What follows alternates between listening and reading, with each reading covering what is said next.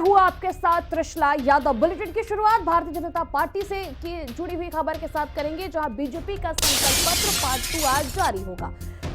साथ ही साथ विकसित दिल्ली का लक्ष्य है। अनुराग ठाकुर ने यह बात कही है। उन्होंने कहा है, हमारा संकल्प दिल्ली को विकसित बनाने वाले। वही दिल्ली में 11 साल से आपदा। अनुराग ठाकुर ने यह तमाम बातें कही हैं। आज बढ़कर 23 हो गए, 13 IIM थे आज बढ़कर 20 हो गए, 9 ट्रिपल IIT थे आज बढ़कर 25 हो गए, 8 एम्स से बढ़कर 24 हो गए, 308 मेडिकल कॉलेज थे आज 706 हो गए। हर जिले में मेडिकल कॉलेज का सपना हमारी सरकार पूरा कर रही है। 157 नर्सिंग कॉलेज अभी हाल ही में हमने मंजूर किए, और यही नहीं, ITI 11,847 से बढ़कर 1.5 गुना ज्यादा 14,955 हो गए। यूनिवर्सिटीज मात्र 723 थी, आज वो 1147 पार कर गई। मेडिकल कॉलेज तो मैंने आपके सामने रख ही दिया। साथियों, यही नहीं, हमने 10,000 से ज्यादा अटल टिंकरिंग लैब खोलने का काम किया है। साइंस को बढ़ावा दिया। साइंस को ही नहीं, साथ ही साथ हमने स्टार्टअप्स को भी बढ़ावा दिया। आज 1,20,000 स्टार्टअप हैं, 107 यूनिकॉर्न है, और दुनिया में हमारा देश कहीं नहीं था, आज दुनिया का तीसरा सबसे बड़ा स्टार्टअप इकोसिस्टम बन गया है। अब हमारी कल्पना यह है कि दिल्ली में सरकारी शिक्षण संस्थानों में जो जरूरतमंद छात्र हैं, उनको PG से लेकर KG से लेकर PG तक की मुफ्त शिक्षा देंगे।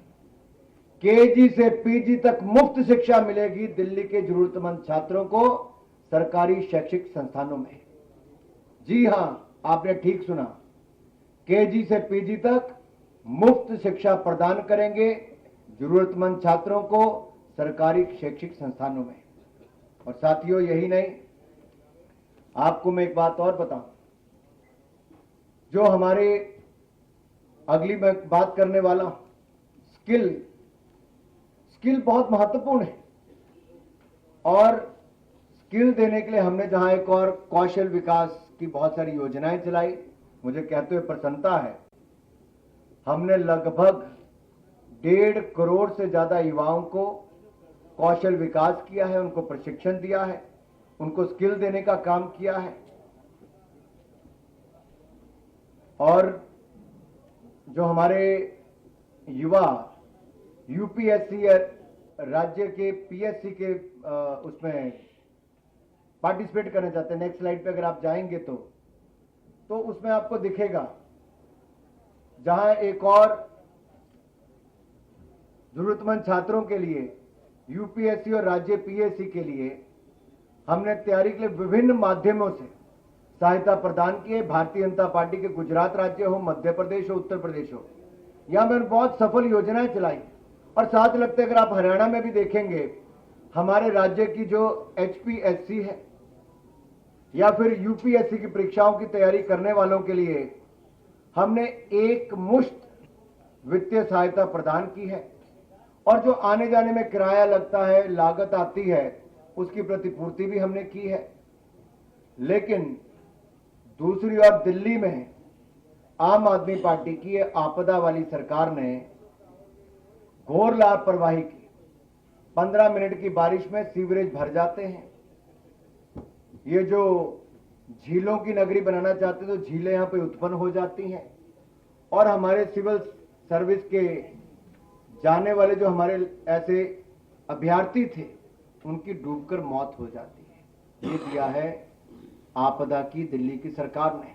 लेकिन अब हम दिल्ली के युवाओं के लिए राज्य की विभिन्न प्रतियोगी परीक्षाओं की तैयारी में उनको सक्षम बनाने के लिए एक मुश्त 15,000 रुपए की वित्तीय सहायता प्रदान करेंगे, ताकि वो प्रतियोगी परीक्षाओं के लिए अच्छी तैयारी कर सकें, उनके मां बाप पर कोई बोझ ना बने, हमारे दिल्ली के युवा शानदार रिजल्ट दे सकें, और परीक्षा केंद्र की यात्रा की लागत भी और आवेदन शुल्क की 2 अटेम्प्ट तक प्रतिपूर्ति हमारी भारतीय जनता पार्टी की सरकार करेगी।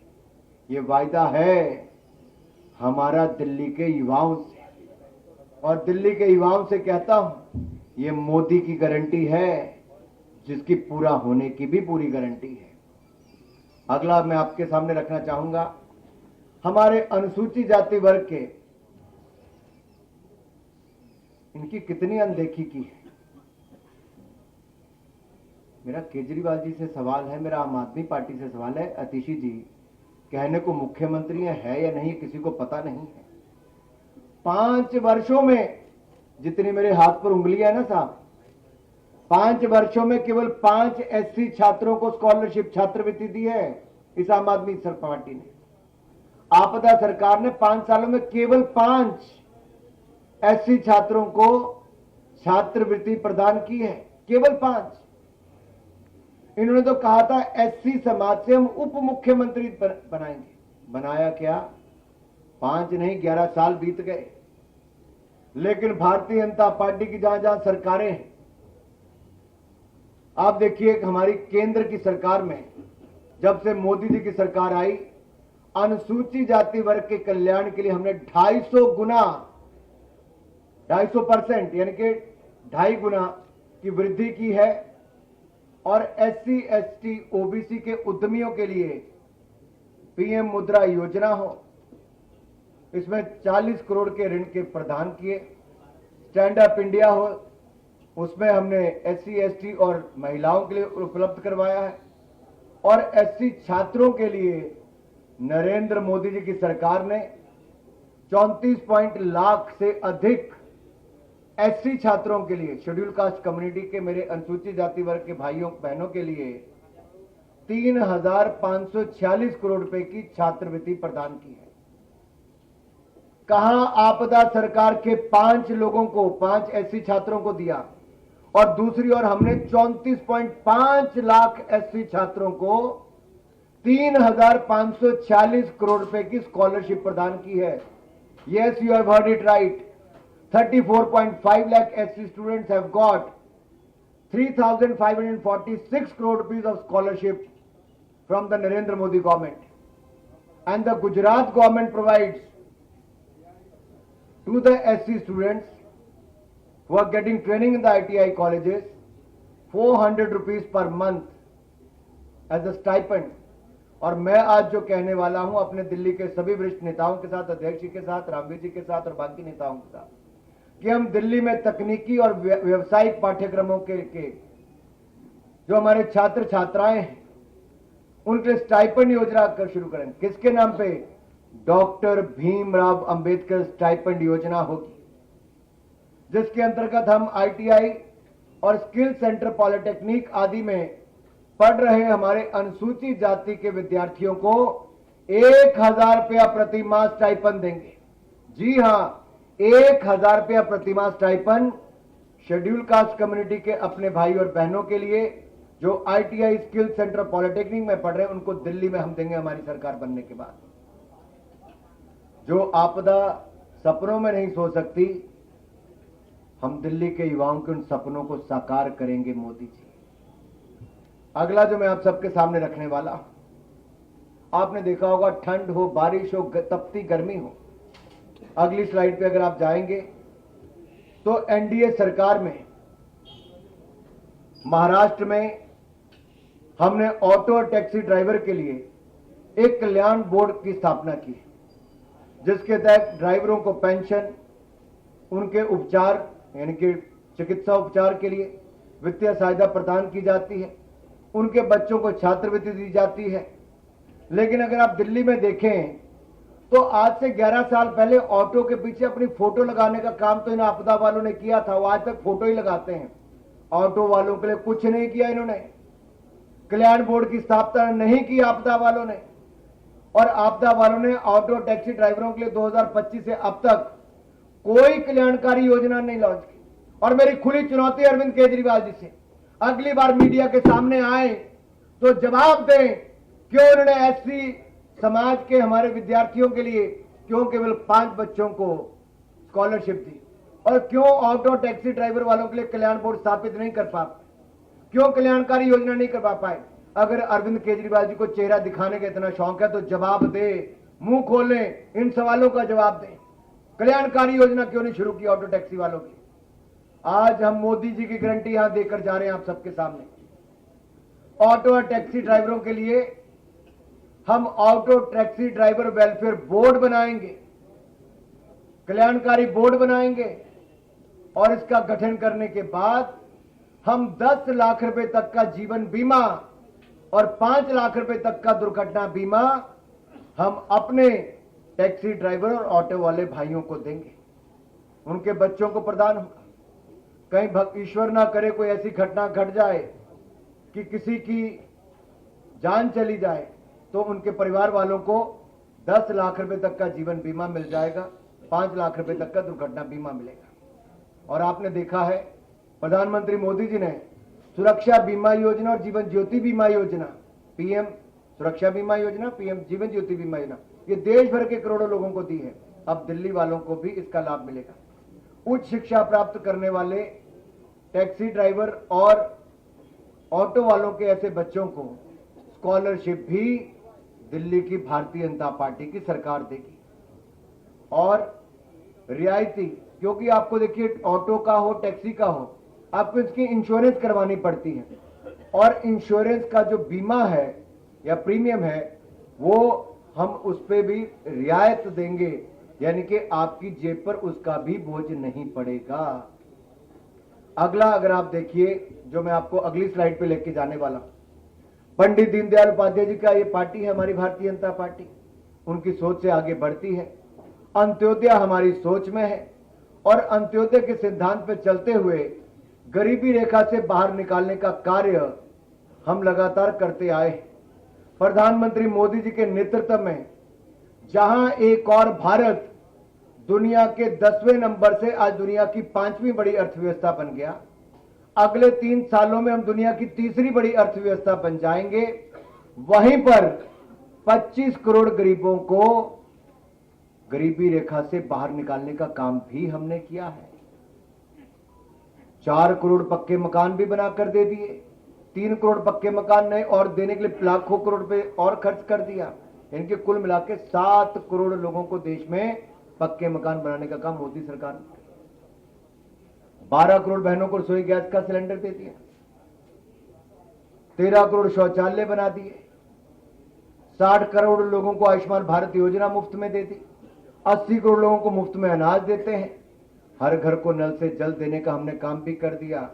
अब जब मैं अंत्योदय की बात यहां पर कर रहा हूं तो मैं उन बहनों और भाइयों की बात कर रहा हूं जो कमजोर वर्गों से आते हैं और डोमेस्टिक वर्कर्स को, क्योंकि ये अनऑर्गेनाइज सेक्टर में आता है, असंगठित क्षेत्र में आता है, इनको मान्यता देने का काम भारतीय जनता पार्टी की सरकारों ने किया है। और दिल्ली की भाजपा सरकार ऐसी होगी जो डोमेस्टिक वर्कर्स को मान्यता देगी, उनके लिए कल्याणकारी योजनाएं हम चलाएंगे और डोमेस्टिक वर्कर्स वेलफेयर बोर्ड, यानी कि हमारे जो घरों में काम करने वाली, आप किसी को बाई कहते हैं, किसी को भाई कहते हैं, ऐसे काम करने वाले मेरे भाई बहन जो घरों में काम करते हैं, जैसे असंगठित क्षेत्र में काम करते हैं, जो सफाई करने वाले, रोटी बनाने वाले, कोई और काम करने वाले हों, उन सब के लिए वेलफेयर बोर्ड का गठन करेंगे और उनको भी हम 10 लाख रुपए का जीवन बीमा घरों में काम करने वाले भाइयों बहनों को देंगे, 5 लाख रुपए तक का हम उनको दुर्घटना बीमा देंगे और उनके बच्चों को उच्च शिक्षा प्राप्त करने के लिए स्कॉलरशिप, छात्रवृत्ति भी भारतीय जनता पार्टी देगी। मातृत्व लाभ के लिए जहां आपने सुना ही होगा, हमने पहले भी, दुनिया का कोई देश ऐसा नहीं, मोदी सरकार ने तो 12 हफ्तों से बढ़ाकर 26 हफ्ते कर ही दिए थे। यहां 6 महीने की पेड मैटरनिटी लीव, 6 महीने की पेड मैटरनिटी लीव, ये भी हमारी पार्टी यहां पर करने देने वाली।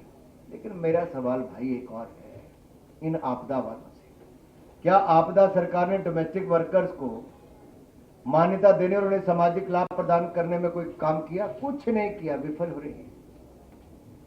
अगला बात एक आपसे और करने वाला, आप दिल्ली में कहीं जाते होंगे, आपको रेडी फड़ी वाले देखते होंगे, पटरी पे काम करने वाले देखते होंगे, स्ट्रीट वेंडर्स देखते होंगे।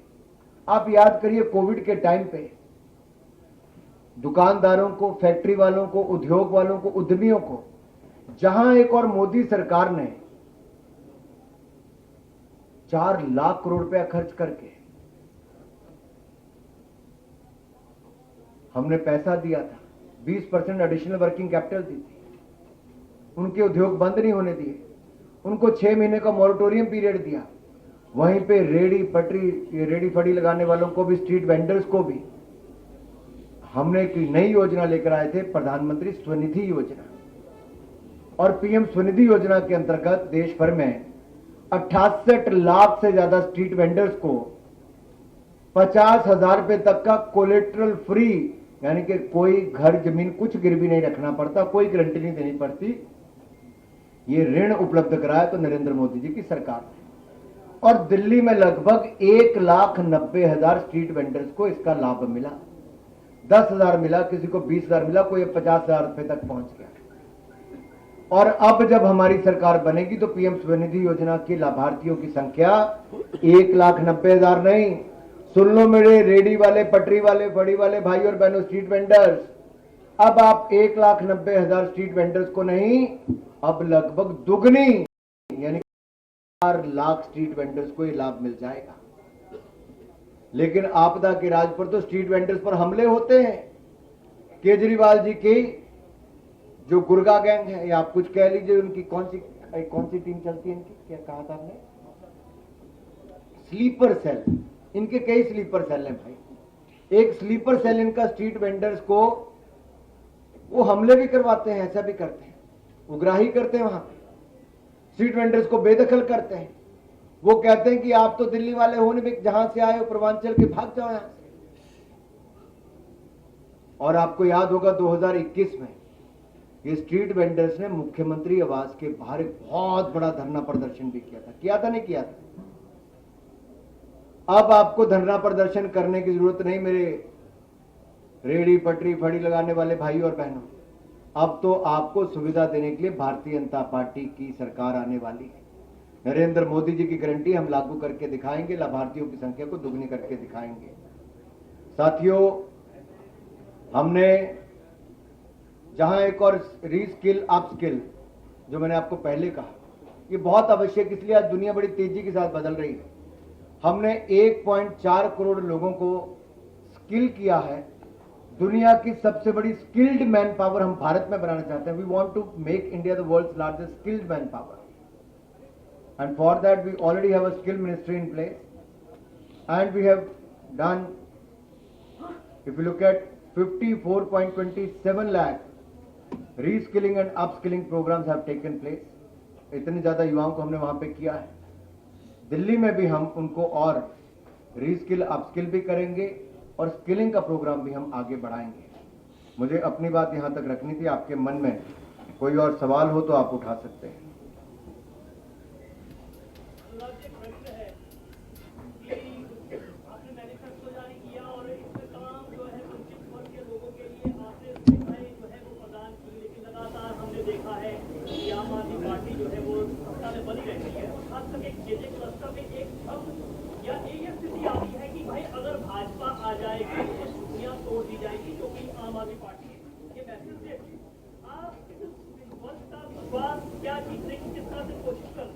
मैं आपका आभारी हूं, आपने सवाल पूछा भाई।